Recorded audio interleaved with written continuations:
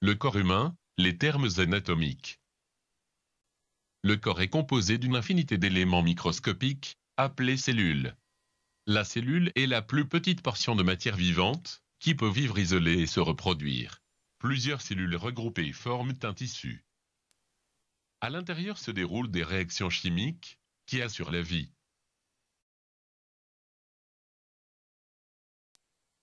Plusieurs tissus regroupés entre eux forment un organe. Par exemple le cœur, le foie ou encore les reins. Les organes se regroupent pour former un appareil. Par exemple, l'appareil circulatoire. Chaque appareil assure une fonction précise. La motricité, le système nerveux, la circulation, la respiration, la digestion et l'excrétion, la reproduction. Sachez que l'atteinte d'une de ces fonctions peut se répercuter sur l'autre. L'anatomie, c'est l'étude des différents appareils, alors que la physiologie, c'est l'étude des différentes fonctions. Les termes anatomiques permettent de nommer et de situer le lieu de lésions traumatiques, plaies, brûlures, déformations, une douleur, toute autre manifestation visible sur le corps humain. La connaissance des termes permet d'avoir un langage commun avec le médecin régulateur lors du passage du bilan de la victime. La position de référence se définit comme une personne debout, de face, bras légèrement écartés, pouce vers l'extérieur. Cette position imaginaire d'une personne permet de faire toute localisation d'une lésion éventuelle.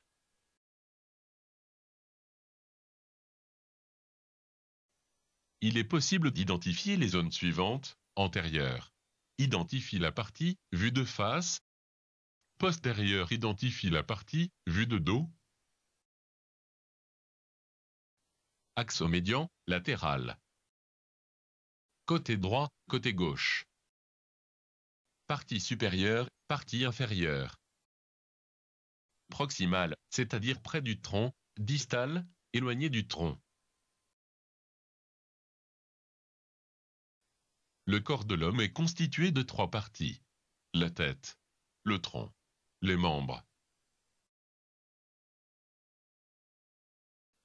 La tête est la partie supérieure du squelette. Elle repose sur le sommet de la colonne vertébrale et peut effectuer des mouvements de rotation, d'extension et de flexion. La tête se compose de 2 parties, le crâne et la face. Le crâne est essentiellement destiné à protéger le cerveau. Il repose sur le rachis cervical, par l'intermédiaire de l'atlas ou vertèbre océan. Dans un crâne adulte, les os sont soudés à la différence de celui du nourrisson, où le modelage est possible. La fermeture des fontanelles se fait entre le 12e et le 18e mois. Le crâne, ou cavité crânienne, comprend 2 parties. La voûte, elle est formée de plaques osseuses soudées entre elles. Comme le cerveau qu'elle entoure et protège, elle comprend schématiquement 4 parties ou pôles, frontale, à l'avant, pariétal droit et gauche, temporel droit et gauche, occipital à l'arrière. Le tronc est divisé en 3 parties. Le thorax, l'abdomen, le bassin. Dans un premier temps, intéressons-nous à la cavité thoracique.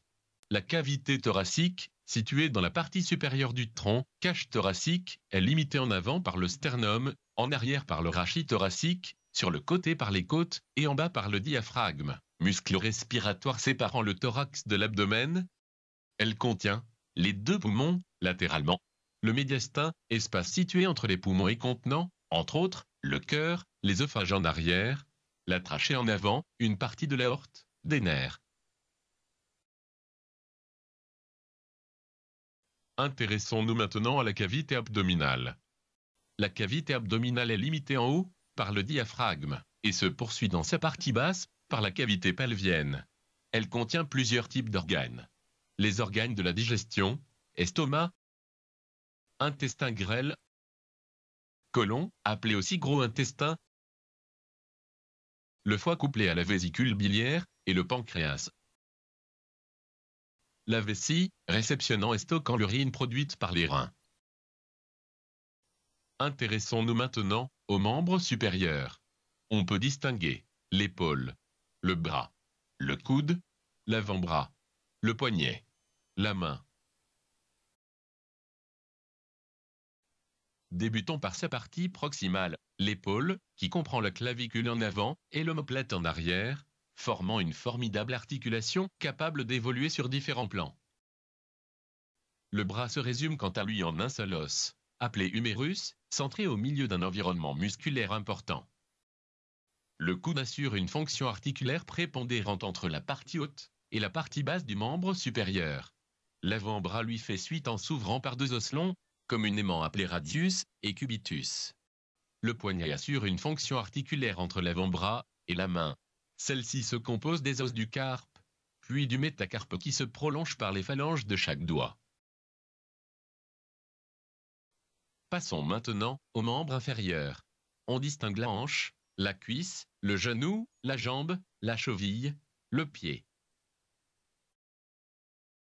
Regardons à présent le membre inférieur de plus près.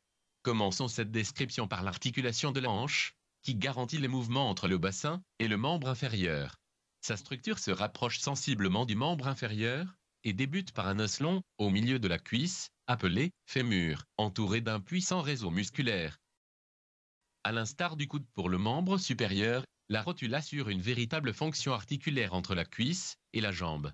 Celle-ci se distingue alors en deux os longs, le tibia en interne et le péroné en externe. Il laisse alors place à l'articulation de la cheville, qui chemine ensuite sur le pied.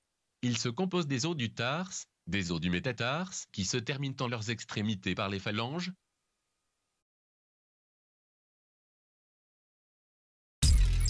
Merci pour votre attention.